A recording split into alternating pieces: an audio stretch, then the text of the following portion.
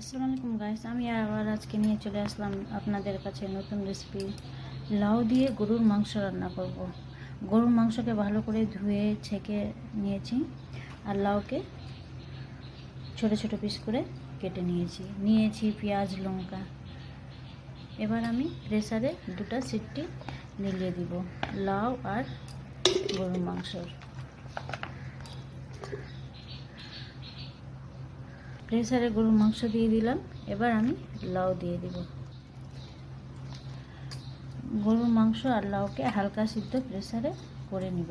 দুটো সিটি দিয়ে দিব পেঁয়াজ লঙ্কা। নিয়েছি 5টা পেঁয়াজ আর 12টা লঙ্কা কুচি কুচি করে কেটে নিয়েছি।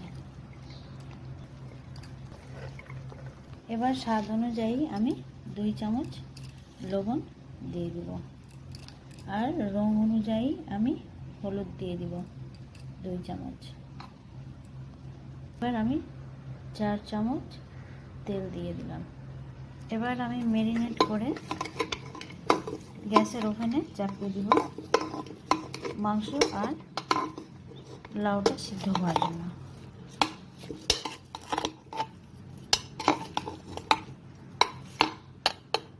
আমি আর মাংসতে জল দিব না, কারণ মাংস থেকেও জল ছুটবে আর লাউ থেকেও জল ছুটবে। ওই জন্য আমি খালি পেঁয়াজ লঙ্কা হলুদ লবণ তেল দিয়ে দিলাম। এবার আমি সিদ্ধ করতে চাপিয়ে দিয়েছি। এবার আমি মশলাটা বের করে নেব।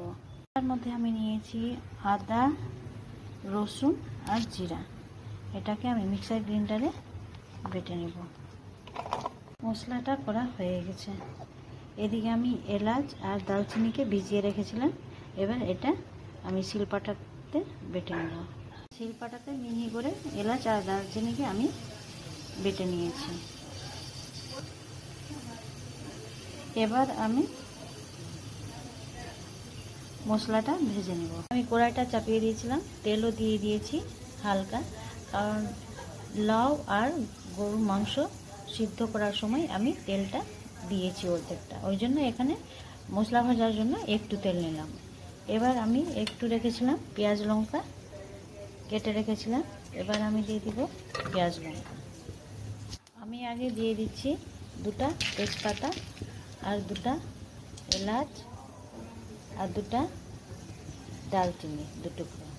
দালচিনি এলাচ ভাজা দেওয়া হয়ে গেছে। এবার আমি পেঁয়াজ লঙ্কা ভেজে নেব। এদিকে প্রেসারে 2টা সিটি দেওয়া হয়ে গেছে। এবার আমি গ্যাসটা অফ করে দেব।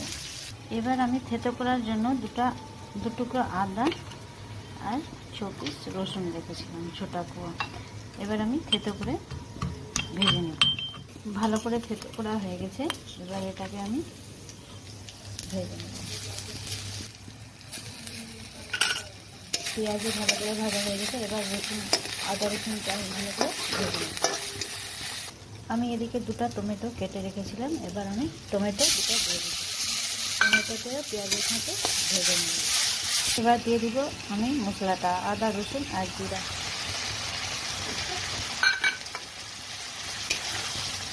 এবার মশলার স্বাদ অনুযায়ী দিয়ে দিব অর্ধেক চামচ লবণ আর অর্ধেক চামচ হলুদ। এটা আমি ভালো করে মশলাটাকে ভেজে নেব। মশলাটা একদম ভালো করে ভাজা হয়ে গেছে। একদম টমেটো গলে গেছে, ভালো করে ভাজা হয়ে গেছে মশলাটা। এবার সিদ্ধ করা গরুর মাংস আর লাউটা দিয়ে দিব।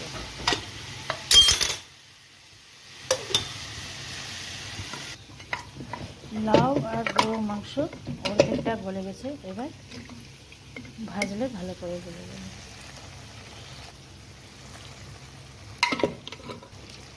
আমি পুরোটা ঢেলে দেব। লাউ আর গরুর মাংস অর্ধেকটা গলিয়ে নিয়েছি। এবার ভেজে ভেজে আমি গলাবো। ভালো করে ভেজে এটাকে কষা করে নেব। লাউ দিয়ে গরুর মাংস কষাটা মোটামুটি কাছাকাছি হয়ে গেছে। আর একটু ভাজবো, আর একটু মাংসকে কষে নেব লাউ দিয়ে।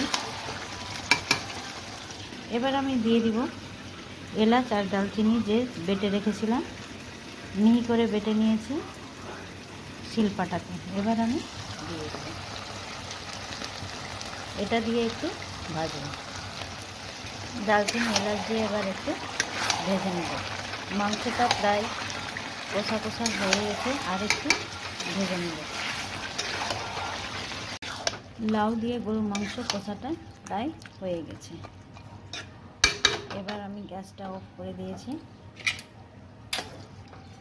গরমের দিনে লাউ দিয়ে গরুর মাংসটা করবা, খুবই খেতে ভালো লাগবে, খুবই টেস্টি হয়েছে।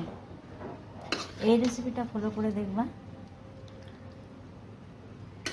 এখানে আমি আমার লাউ দিয়ে গরুর মাংসের কষাটা রেসিপি কমপ্লিট করছি।